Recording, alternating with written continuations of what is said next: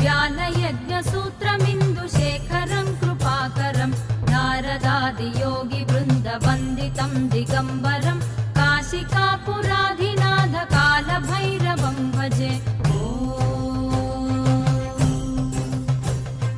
भानुकोटिभास्वरं भवाब्धितारकं परं नीलकण्ठमीप्सितार्थदायकं त्रिलोचनं कालकालमम्बुजाक्षमक्षशूलमक्षरं काशिकापुराधिनाथ कालभैरवं भजे।